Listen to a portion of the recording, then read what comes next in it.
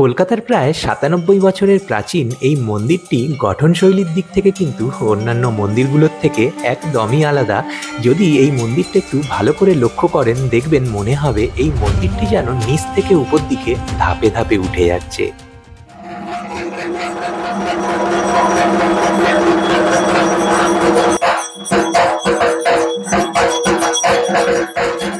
শ্রাবণ মাসের প্রত্যেক সোমবার ও শিবরাত্রির দিন ভোর ৪টের সময় কিন্তু এখানে বাবার ভস্য আরতিও হয়।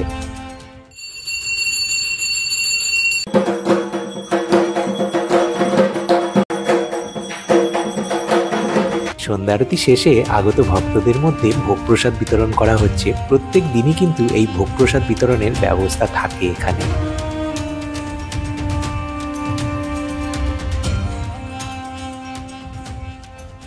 যেহেতু সামনেই মহাশিবরাত্রি, তাই ভাবলাম আজকের এই ভিডিওটা কলকাতার একটা প্রাচীন শিব মন্দির দিয়েই শুরু করা যাক। নমস্কার, আমি সৌরভ, দ্য আননোন ডাইরেকশনস চ্যানেলে আপনাদের প্রত্যেককে স্বাগত জানিয়ে টেম্পলস অফ বেঙ্গল সিরিজের আরও একটা নতুন ভিডিও শুরু করতে চলেছি। আশা করছি এই ভিডিওটাও আপনাদের এই চ্যানেলেরই আগের ভিডিওগুলোর মতনই ভালো লাগবে। আর আমি এখন যে মন্দিরে বর্তমানে দাঁড়িয়ে রয়েছি, প্রাচীনত্বের দিক থেকে কিন্তু এই মন্দিরের বয়স প্রায় ১০০ বছর। কিন্তু দুর্ভাগ্যের বিষয় এটাই, এত প্রাচীন মন্দির হওয়া সত্ত্বেও কিন্তু আজও এই মন্দিরটা হয়তো প্রচারের অভাবে অনেকেরই অলক্ষ্যে নিভৃতে দাঁড়িয়ে রয়েছে। তাই আজকের এই ভিডিওর মাধ্যমে আপনাদের এই মন্দিরের যাবতীয় ইতিহাস বলার চেষ্টা করব আমি। এই মন্দির খোলা বন্ধের সময়, এই মন্দিরটা ঠিক কোথায় অবস্থিত, কিভাবে আপনারা খুব সহজে এখানে চলে আসতে পারবেন, এবং অবশ্যই এত প্রাচীন মন্দিরের যে নেপথ্যের ইতিহাস সেটাও আপনাদের সামনে এই ভিডিওর মাধ্যমে তুলে ধরবো। তাই অবশ্যই আপনারা এই ভিডিওটা সম্পূর্ণ দেখবেন, এটা আমার অনুরোধ। আর এই ভিডিওটা পুরোটা দেখার পরে কেমন লাগলো এটাও কিন্তু অবশ্যই আপনারা কমেন্ট করে জানাবেন। যদি ভিডিওটা ভালো লাগে তাহলে দয়া করে একটা লাইক করে দেবেন, আর একদম অবশেষে এই চ্যানেলটাকে সাবস্ক্রাইব করে আপনাদের আশীর্বাদ ভালোবাসার হাতটাও কিন্তু আমার মাথার উপর রাখতে পারেন। অবশ্যই কিন্তু আমাদের ফেসবুক পেজটাও ফলো করতে ভুলবেন না। তাহলে চলুন প্রথমেই বলি কিভাবে আপনারা খুব সহজে এখানে চলে আসতে পারবেন।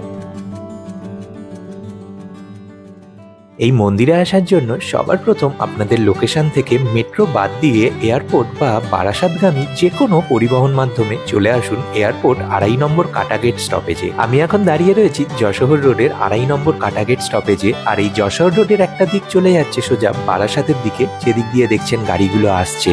আর এই রাস্তাটারই আরেকটা দিক চলে যাচ্ছে এয়ারপোর্ট ১ নম্বর গেট হয়ে সোজা নাগের বাজারের দিকে। এবার এই স্টপেজে নেমে আপনাদের এয়ারপোর্টের দিকে ঢুকে আসতে হবে, যেহেতু এই মন্দিরটা কলকাতা আন্তর্জাতিক বিমানবন্দর সংলগ্ন এলাকায় অবস্থিত। যদি বারাসাতের দিক থেকে আসেন তবে যে ফুটে নামবেন নেবেই বাঁ হাতে এই এয়ারপোর্টে ঢোকার রাস্তা পেয়ে যাবেন। আর একইভাবে যদি নাগের বাজারের দিক থেকে আসেন তবে যে ফুটে নামবেন নেবে রাস্তাটা পার হয়ে এই উল্টো দিকের এয়ারপোর্টের রাস্তায় ঢুকে যেতে হবে। এই যে গাড়িগুলো দেখছেন এগুলো কিন্তু সবই এখান দিয়ে গিয়ে ডান দিক বরাবর ভিআইপি রোডে উঠবে। আমরা ঠিক তার উল্টো দিকে অর্থাৎ বাঁ দিক দিয়ে সোজা হেঁটে যাব। দুধারে গাছপালা দেখতে দেখতে পরিষ্কার পরিচ্ছন্ন রাস্তার মধ্যে দিয়ে হেঁটে যেতে কিন্তু বেশ ভালোই লাগবে। এই রাস্তা ধরে কিছুটা হেঁটে আসার পরেই এরকম একটা মোড় পড়বে। এই মোড় থেকে আপনাদের কিন্তু ডান দিকে বেঁকে যেতে হবে। যেহেতু এই মন্দিরের অবস্থানটা একটু ভেতরের দিকে, তাই যতটা সম্ভব পরিষ্কারভাবে এখানে আসার পথটা আপনাদের বোঝানোর চেষ্টা করছি। দেখুন, এই মোড়টা দিয়েই কিন্তু আমরা এই রাস্তাটাতে ঢুকলাম। এবার এই রাস্তা ধরে সোজা কিছুটা হেঁটে আসার পরেই কিন্তু আরেকটা মোড় পড়বে। সেই মোড় থেকেও আপনাদের ডান দিকে ঘুরে যেতে হবে। আচ্ছা, এই প্রসঙ্গে আরো একটা কথা বলে রাখি, এই মুহূর্তে কিন্তু এখানে ডাইরেক্ট মেট্রোয় আসার কোনো অপশন নেই, যেহেতু নিয়ারেস্ট কোনো মেট্রো স্টেশনও নেই আপাতত। তাই যদি আপনারা মেট্রোয় আসবেন মনে করেন তবে কিন্তু অনেকটাই ব্রেক জার্নি করে এখানে আসতে হবে। এই রাস্তা দিয়ে কিছুটা হেঁটে আসার পরেই বাঁদিকে দেখতে পাবেন মন্দিরের চূড়া। আর বাস স্টপেজ থেকে এখানে হেঁটে আসতে সময় লাগলো ওই ৭ থেকে ৮ মিনিট মতন। চলে এসেছি আমাদের আজকের গন্তব্যে। আর মন্দিরে ঢোকার ঠিক আগেই চোখে পড়লো একটি বোর্ড, যেখানে পরিষ্কারভাবে বোঝানো হচ্ছে এখানে কিন্তু কোনো রকম ভাবেই পার্কিং এর ব্যবস্থা নেই। যদি কেউ এখানে অবৈধভাবে পার্কিং করেন তবে সেক্ষেত্রে তাকে ৫০০ টাকা অবধি জরিমানা দিতে হতে পারে। তাই অবশ্যই আপনারা এই মন্দিরে আসার আগে কিন্তু এই বিষয়টা একটু বিবেচনা করে নেবেন। দাঁড়িয়ে আছি কলকাতার প্রায় 97 বছরের প্রাচীন বাবা জঙ্গলেশ্বর মহাদেব মন্দিরের সামনে। মন্দিরে ঢোকার মুখে একটি ব্যানারও চোখে পড়ল। মহাশিবরাত্রি উপলক্ষে এখানে যে সমস্ত অনুষ্ঠান আয়োজিত হবে তার সমস্ত তথ্যই এই ব্যানারে দেওয়া রয়েছে। এখানে প্রত্যেক শিবরাত্রিতে সারা রাত ব্যাপী একটি বিশাল মহামৃত্যুঞ্জয় যজ্ঞের আয়োজন করা হয়। এই মহামৃত্যুঞ্জয় যজ্ঞের শেষে মানুষ তাদের বিভিন্ন গ্রহদশা খণ্ডনের জন্য নামগোত্র সহকারে আহুতিও দিয়ে থাকেন। এবছর এখানে এই আহুতির জন্য মূল্য ধার্য করা হয়েছে 301 টাকা। আর যারা মহাশিবরাত্রির দিন একটু বেশি করে প্রসাদ বাড়িতে নিয়ে যেতে চাইছেন তারা চাইলে বাবার জন্য মালসা ভোগও দিতে পারেন, সেক্ষেত্রে মূল্য ধার্য করা হয়েছে 251 টাকা। আসুন এবার যাওয়া যাক মন্দিরের দিকে। মূল মন্দিরের ঠিক বাইরে একটা বিশাল বড় জায়গা রয়েছে। এখানে দাঁড়িয়ে সন্ধেবেলা মন্দিরের যে দৃশ্যটা তা কিন্তু অপূর্ব লাগছে। এবার এই মহামৃত্যুঞ্জয় যজ্ঞের বিষয় আরো কিছু তথ্য আপনাদের দিয়ে রাখি। প্রত্যেক শিবরাত্রিতে 6 জন বিশিষ্ট তান্ত্রিক ও পুরোহিতের মাধ্যমে প্রায় 6 কুইন্টাল কাঠ দিয়ে রাত্রি 10টা থেকে ভোর 4টে অবধি এই বিশাল মহামৃত্যুঞ্জয় যজ্ঞ অনুষ্ঠিত হয়, যেখানে ভক্তদের ভিড় কিন্তু সত্যি চোখে পড়ার মতন থাকে। আর এই হলো সেই হোমকুণ্ডটি যেখানে বিশাল এই মহামৃত্যুঞ্জয় যজ্ঞ সম্পন্ন হয়। সালটা ইংরেজির 1928। যখন এখানকার জমিদার ছিলেন স্বর্গীয় মনীন্দ্রনাথ চৌধুরী, তিনি তার স্ত্রীর স্মৃতির উদ্দেশ্যে এখানে এই মন্দিরটি স্থাপনা করেন এবং এই মন্দিরের নাম দেন সরোজ কানন। পরবর্তীকালে সময়ের সাথে সাথে ধীরে ধীরে খুব স্বাভাবিকভাবেই যখন এই মন্দির নিজের জৌলু সারাতে থাকে, তখন এই অঞ্চলের মানুষজন, বিশেষ করে একজনের নাম না বললেই নয়, তিনি হলেন গোপাল দত্ত বণিক মহাশয়, তার বন্ধু বান্ধবদের নিয়ে এই মন্দিরটি পুনরায় সংস্কার করেন এবং আজ যে রূপে এই মন্দিরটি আপনারা এখন দেখছেন সেই রূপ প্রদান করেন। কলকাতার প্রায় 97 বছরের প্রাচীন এই মন্দিরটি গঠনশৈলীর দিক থেকে কিন্তু অন্যান্য মন্দিরগুলোর থেকে একদমই আলাদা। যদি এই মন্দিরটা একটু ভালো করে লক্ষ্য করেন, দেখবেন মনে হবে এই মন্দিরটি যেন নিচ থেকে উপর দিকে ধাপে ধাপে উঠে যাচ্ছে। মন্দিরটির বাইরের দিকে মাঝ বরাবর অংশে ভগবান বিষ্ণু, দেবাদিদেব মহাদেব এবং ভগবান শ্রী রামের খুব সুন্দর চিত্র ফুটিয়ে তোলা হয়েছে। এখনো কিছুটা আলোর অভাব এখানে রয়েছে ঠিকই, তবে মন্দিরটি পুনঃসংস্কারের পর কিন্তু সত্যি দারুণ লাগছে দেখতে। আর বাবার মূল মন্দিরের ঠিক সামনেই বিরাজমান রয়েছেন বাবার আদরের নন্দী মহারাজ। বাবার মূল মন্দির ছাড়াও কিন্তু এখানে আরো কয়েকটি ছোট ছোট মন্দির রয়েছে, যেমন একটি হলো এই বজরংবলীর মন্দির। মন্দিরের প্রধান প্রবেশদ্বার দিয়ে প্রবেশ করে বাঁদিকে প্রথমেই এই মন্দিরটি আপনারা দেখতে পাবেন। আর এই মূল মন্দিরের ডান দিক বরাবর রয়েছে একটি খুব সুন্দর মা কালীর মন্দির। আর মা কালীর মন্দিরের ঠিক সামনেই রয়েছে একটা ছোট্ট নাট মন্দির। এখানে বসে মা কালীকে খুব সুন্দরভাবে দর্শনও করা সম্ভব। এই নাট মন্দিরের ওপরের অংশে দেবী দুর্গার 51 সতীপীঠকে খুব সুন্দরভাবে ফুটিয়ে তোলা হয়েছে। এখানে আলোটা বড্ড কম, না হলে ভিডিওতে আপনাদের এই জায়গাটা আরো ভালো করে দেখাতে পারতাম। আর এই হলো সেই মা কালীর মন্দিরটি যেটা আপনাদের এক্ষুনি বললাম। আর মা কালীর মন্দিরের ঠিক পাশেই রয়েছে গ্রহরাজ শনিদেবের একটি মন্দির।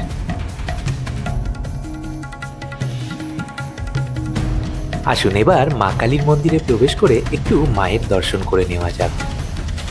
মায়ের এই মন্দিরের গর্ভগৃহে মায়ের একপাশে ফটোফ্রেম আকারে বিরাজমান রয়েছেন মা তারা এবং সঙ্গে রয়েছেন মা শীতলা ও ঠাকুর রামকৃষ্ণ পরমহংসদেব, এবং মায়ের অপর প্রান্তে বিরাজমান রয়েছেন মা শারদা, স্বামী বিবেকানন্দ এবং তার সঙ্গে সপরিবারে মা দুর্গা। আর নিচের দিকে বিরাজমান রয়েছেন সিদ্ধিদাতা শ্রী গণেশ। আর একদম মাঝখানে বিরাজমান রয়েছেন আমাদের মিষ্টি মা। বাবার গর্ভগৃহের ঠিক বাঁদিক বরাবর একটা ছোট্ট জলাশয় চোখে পড়ল, যার ওপর এরকম একটা নৌকা বানিয়ে রাখা রয়েছে এই জায়গার সৌন্দর্যতাটাকে আরো বাড়িয়ে তোলার জন্য। আসুন এবার যাওয়া যাক বাবার মন্দিরের মূল গর্ভগৃহের দিকে। গর্ভগৃহের ওপরের অংশে দালানাকৃতির গঠন চোখে পড়বে, আর তার ঠিক নিচেই বিরাজমান রয়েছেন বাবা জঙ্গলেশ্বর মহাদেব। এখানে আপনারা সকাল সন্ধ্যা দুবেলাই বাবাকে জলাভিষেক করাতে পারবেন। তবে মনে রাখবেন, যখনই আপনারা এই শিবলিঙ্গটি স্পর্শ করবেন, সঙ্গে যেন কোনো প্রকার চামড়া জাতীয় বস্তু না থাকে, যেমন বেল্ট, মানি ব্যাগ বা চামড়ার বেল্টযুক্ত ঘড়ি ইত্যাদি। আচ্ছা, এখন যে শিবলিঙ্গটি আপনারা দেখছেন, এটা কিন্তু আদি শিবলিঙ্গ নয়। আদি শিবলিঙ্গটা একটু পরে আপনাদের দর্শন করা দেখাচ্ছি। গর্ভগৃহের একপাশে রয়েছে গুরু শঙ্করাচার্যের একটি ফটো ফ্রেম, যেটাও কিন্তু নিত্যদিন এখানে পুজো করা হয়। আর এই হলো সেই আদি শিবলিঙ্গ যা জমিদার মনীন্দ্রনাথ চৌধুরী 1335 বঙ্গাব্দের 14ই শ্রাবণ এখানে প্রতিষ্ঠা করেন। মূল গর্ভগৃহেই প্রতিষ্ঠিত রয়েছে এই শিবলিঙ্গটিও। স্থানীয় মাধ্যমে যেটা জানতে পারলাম, এই বড় শিবলিঙ্গটি অনেক পরে টি সিরিজ মিউজিক কোম্পানির কর্ণধার শ্রী গুলশান কুমার এখানে প্রতিষ্ঠা করেন। যেহেতু মন্দির পরিক্রমা অত্যন্ত শুভ বলে মানা হয়, তাই এই গর্ভগৃহের চারপাশে প্রদক্ষিণ করার জন্য যথেষ্ট জায়গাও রয়েছে। আপনারা মনে করলে এই গর্ভগৃহের চারপাশে প্রদক্ষিণও করতে পারেন। মূল মন্দিরের ঠিক পাশেই রয়েছে আরও একটি মন্দির। আসুন একটু এই মন্দিরটাও দর্শন করে নেওয়া যাক। এই মন্দিরের একপাশে বিরাজমান রয়েছেন মা মনসা, তার ঠিক পাশেই বিরাজমান রয়েছেন দেবাদিদেব মহাদেব ও মা পার্বতী, আর তার ঠিক পাশেই রয়েছেন সিদ্ধিদাতা শ্রী গণেশ। আর নিচের দিকে রয়েছে ছোট্ট গোপাল, আর এছাড়াও এখানে আরো অন্যান্য দেবদেবীর ফটো রাখা রয়েছে। আসুন এবার এই মন্দির সম্বন্ধে আরো কিছু তথ্য জেনে নেব এখানকারই একজন ভক্তের কাছ থেকে। আমার নাম হচ্ছে বৃন্দিকৃষ্ণ সাহা, আমার বাড়ি হচ্ছে খোলসাগোটায়, এখান থেকে বেশি দূর না। একটা ভক্ত, আমি দুবেলা আসি, এই হচ্ছে। মন্দির তৈরির একটু ইতিহাসটা যদি আমাদের বলেন। আমাদের এখানে 3টে মৌজা আছে, একটা সুলতানপুর মৌজা, একটা গৌরীপুর মৌজা, একটা হচ্ছে জঙ্গলপুর। এই জায়গাটার নাম হচ্ছে জঙ্গলপুর। এখানকার জমিদার ছিলেন, ওনার নাম হচ্ছে মনীন্দ্রনাথ চৌধুরী। উনি এই মন্দিরটা, ওনার এলাকা, উনি এই এলাকাটা মন্দির বানিয়েছে। তখন 97 বছর আগেরকার কথা, বুঝতেই তো পারলেন কি ছিল এই জায়গাটা। এই যে এয়ারপোর্ট ছিল তো আরো দূরে, বুঝতে পারলেন তো। এই যে জল ফল জঙ্গল ফঙ্গল এইসব অনেক কিছু ছিল, তো উনি বানিয়েছে তখনকার দিনে। সেই থেকে মন্দিরটা ওই জঙ্গলেশ্বর হয়ে আসছে। আচ্ছা, বুঝলেন, জেনারেশন একের পর এক চালাতে যাচ্ছে। আমাদের আদি শিব হচ্ছে ওই যে ওনার প্রতিষ্ঠিত। আচ্ছা, ওই যে দেখুন একটা এই পিসে, এটা হচ্ছে মানে আদি শিবলিঙ্গ। আদি শিবলিঙ্গ। আচ্ছা, এটা ওনার প্রতিষ্ঠিত। আচ্ছা। তারপরে জমিদার মশাই এই শিবলিঙ্গটি প্রতিষ্ঠা করেছিলেন? হ্যাঁ, উনি করেছে। আচ্ছা, তারপরে গত হয়ে গেছে। আচ্ছা। তারপরে এটা করতে করতে তবে এখানকার লোকেরা চেষ্টা করছে। তারপরে গুলশান কুমার নন্দা বলে টি সিরিজের মালিক, উনি একটা তারপরে নতুন এই প্রতিষ্ঠাতা করলো এটা। আচ্ছা, মানে টি সিরিজের যিনি মালিক গুলশান কুমার, ওনার দ্বারাই এই মানে বড় শিবলিঙ্গটি যেটা আমরা এখন এখানে দেখছি, এটা ওনার দ্বারাই প্রতিষ্ঠিত। ওনার দ্বারা তুমি আরো এলাকার লোকের সহযোগিতা, মানে সবার মানে সহযোগিতা মিলিয়ে এটা তৈরি। মানে মেন উদ্যোগপতি হচ্ছেন টি সিরিজের যিনি কর্ণধার। আর এখানে একজন আছে গোপালী বলে, ওনার নাম হচ্ছে গোপাল দত্ত মুনি। আচ্ছা, হ্যাঁ, ও সব অনেক পরিশ্রম করেছে। তারপরে অনেকে এখানে ডোনেশন করেছে, ডোনেশন করে করে আজ এই জায়গাটা এসে দাঁড়িয়েছে। আচ্ছা। জঙ্গলেশ্বর সেই থেকে হয়ে আসছে, এখন চলে আসছে, আর কতদিন বাবা রাখে। আর রিসেন্টলি মনে হয় এই মন্দিরটা কি রেনোভেট হয়েছে না? মানে এই পুরো এরকম তো আগে ছিল না বোধহয়। না, তখন এইসব টাইলস ফাইলস এসব কোথায় ছিল? আচ্ছা, তখন তো এইসব ছিল না। রেনোভেশন মোটামুটি তাও কত বছর আগে নাগাদ হয়েছে? কিছু ডেভেলপ হচ্ছে, এক একদিন আসছে, এক একদিন আস্তে আস্তে এটা ডেভেলপ হচ্ছে। আচ্ছা। তখন টাইলস শ্বেত পাথর সব ছিল কোথায়? আচ্ছা। আর এই মন্দিরটা মোটামুটি কটার সময় খোলে? সকালবেলা? দেখুন, অ্যাকচুয়ালি কি জানো তো, আগে এয়ারপোর্টে, এখানে এয়ারপোর্টটা ছিল, প্যাসেঞ্জার এখানে আসা যাওয়া, সব এয়ারপোর্ট কর্মীরা ছিল। তখন যে অনেক লোক হতো, লোক হওয়ার দরুন তখন কিন্তু মন্দিরটা অর্থনৈতিকটা ভালো ছিল। আচ্ছা। এখন অনেক অর্থনীতিটা কম হয়ে গেছে, এই জন্য মন্দিরের স্টাফ চাই হচ্ছে 8-10 জন, সেখানে এখন আছে মাত্র 1 জন 2 জন, বুঝলেন তো। আচ্ছা, 2 জন। এখন ভোর 4:30 এরকম সময় মঙ্গল আরতি করার কথা, লোক কম তো, তাই এখন 5টা 5:15 এরকম হয়ে যায়। আর যেখানে 8-10 জনের জায়গায় মাত্র 2 জন। বুঝতে পারলেন তো। মানে মোটামুটি ভোর 5টা 5:30টার দিকে এই মন্দিরটা সকালবেলা খুলে যায়। আর মাঝখানে কটা অবধি খোলা থাকে? দেখুন, সোমবার সারাদিন খোলা থাকে, আর এমনি সময় ওই ধরুন 5টা থেকে 12টা, দুপুরবেলা ভোগ আরতিটা হওয়ার পর সব দেবদেবীকে ভোগ দেওয়া হয়, এটা রেখে দেয়। বিকেলবেলা যে এখন আমি দিলাম, আচ্ছা, সবাইকে দেওয়া হলো। তারপর সন্ধ্যা বিকেলবেলা 4টার সময় খোলা হয়, রাত 9টা পর্যন্ত খোলা থাকে, তারপর বন্ধ হয়ে যায়। সেই সময়টা খোলা থাকে 5টা থেকে 12টা এবং বিকেল 4টা থেকে রাত 9টা। ঠাকুরমশাই যে থাকে ওই সময় ঠাকুরমশাই এখানে উপস্থিত থাকে। থাকবে। এই সময় আসলে এখানে ওনারা পুজো দিতে পারবেন। আর আরেকটা জিনিস একটু আমাকে বলুন না, সামনেই তো মহাশিবরাত্রি, হ্যাঁ তো এখানে শিবরাত্রিকে ঘিরে তো অনেক বড় উৎসব হয়, একটু যদি এই শিবরাত্রিতে কি কি এখানে বিশেষ অনুষ্ঠান হয় ওগুলো যদি একটু দেখুন, আমাদের অনেক দর্শকদের কিছু আগে আমরা দান ধ্যান করা হতো, গরিবদের চাদর দেওয়া হতো, তারপরে মশারি ফচারি অনেক কিছু দেওয়া হতো, অনেক খাওয়া দাওয়া সব কিছু। সব হচ্ছে অর্থনৈতিক উপরে সম্ভব, বুঝলেন তো? অর্থনীতি আমাদের ভেঙে গেছে অনেকটা। এখন আর মন্দিরে অত ভক্ত আসে না, চাঁদা অত চাওয়া যাচ্ছে না, আর আমাদের চাঁদা বাইরে গিয়ে তোলা হয় না, যাই এখানে যা আসে তাদের কাছ থেকে না হয়, এতে আমাদের সীমিত থাকে। আচ্ছা, এই লাইট ফাইট আমরা সাজাই ফাজাই, আমরা কি সবাই মিলে সব ভক্ত। আর মহামৃত্যুঞ্জয় যজ্ঞের ব্যাপারে একটু বলুন না। আচ্ছা, মহামৃত্যুঞ্জয় যজ্ঞটা ওই যে দেখুন সামনে সোজা একটা বাইরের যজ্ঞ কুঞ্জ আছে, বুঝলেন? ওইটা করা হয় সারাত্র ব্যাপী। আচ্ছা, আর মন্দিরের শিবরাত্রিতে এখানে 5 প্রহরে পূজা হয়, 5 প্রহরে 4 প্রহরে পূজা হয়, সন্ধ্যার থেকে একদম পরের দিন।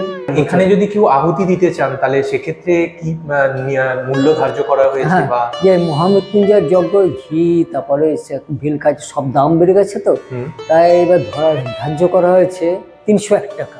আচ্ছা, মানে 301 টাকা হচ্ছে মহামৃত্যুঞ্জয় যজ্ঞে যদি কেউ আহুতি দিতে চান কোনো ভক্ত তার জন্য। আচ্ছা, তার নাম গোত্র দিয়ে এখানে হবে। লোক থাকবে অনেক লোক। আচ্ছা, লোক 1-2 জন না, যারা যারা সবাই থাকবে, চেয়ার অনেক কিছু বন্দোবস্ত থাকবে। এখানে মালসা ভোগের জন্য কত ধার্য করা হয়? মালসা ভোগের জন্য এবার মনে হয় 251 টাকা। 251 টাকা।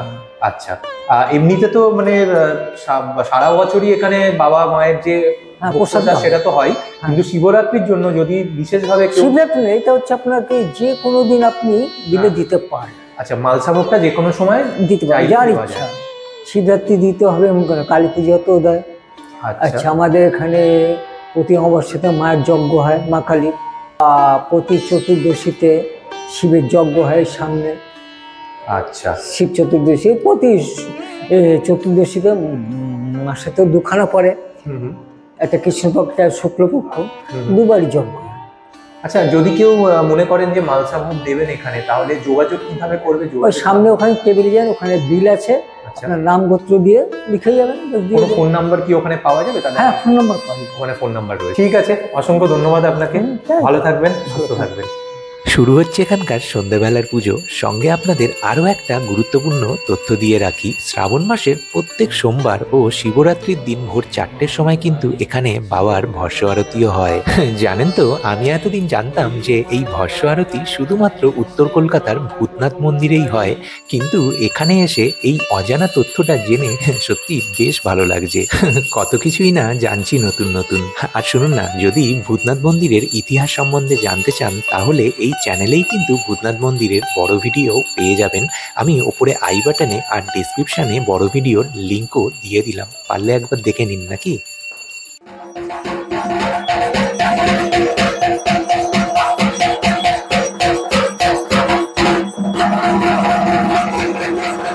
বাবার মন্দিরে সন্ধ্যা আরতি শেষে এখন মায়ের মন্দিরে সন্ধ্যা আরতি হচ্ছে। এখানে সবকটা মন্দিরেই এইভাবে সন্ধ্যা আরতি হবে। ও আরেকটা কথা তো আপনাদের বলাই হয়নি, প্রত্যেক শিবরাত্রিতে বাবার গর্ভগৃহে যে আদি শিবলিঙ্গটি দেখলেন সেটা খুব সুন্দরভাবে সাজিয়ে পালকি করে এই মায়ের মন্দিরে নিয়ে আসা হয় এবং সমস্ত নিয়মাচার মেনে এখানে ভোলে বাবা ও মা কালীর বিবাহ কার্য সম্পন্ন হয়।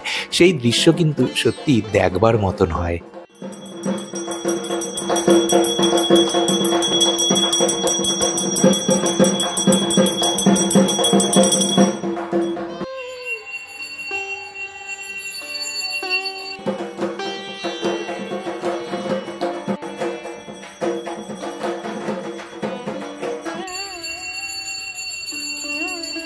সন্ধ্যা আরতি শেষে আগত ভক্তদের মধ্যে ভোগ প্রসাদ বিতরণ করা হচ্ছে। প্রত্যেক দিনই কিন্তু এই ভোগ প্রসাদ বিতরণের ব্যবস্থা থাকে এখানে।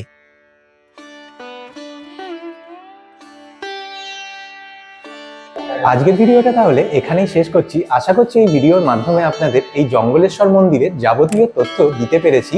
তবে তারপরেও যদি কিছু জিজ্ঞাসা আপনাদের থেকে যায় তাহলে অবশ্যই কমেন্ট সেকশন খোলা রইল, আপনারা কমেন্ট করবেন, আপনাদের প্রত্যেকটা কমেন্টে রিপ্লাই করবো, আমি কথা দিচ্ছি। আর ফিরছি খুব তাড়াতাড়ি নতুন কোনো ভিডিও নিয়ে। প্রত্যেকে খুব ভালো থাকবেন, সুস্থ থাকবেন, আর অবশ্যই আমাদের কিন্তু ফেসবুক পেজটাও ফলো করতে ভুলবেন না। সবশেষে আপনাদের একটা কথাই বলবো, এই মন্দির চত্বরে কিন্তু সন্ধেবেলার পর খুব একটা লোকজন থাকে না, ফাঁকাই থাকে। তাই যারা দূর থেকে আসবেন বলে মনে করছেন এখানে, পারলে আপনারা সন্ধ্যের আগেই এই মন্দির দর্শন করে ফিরে যাওয়ার চেষ্টা করবেন।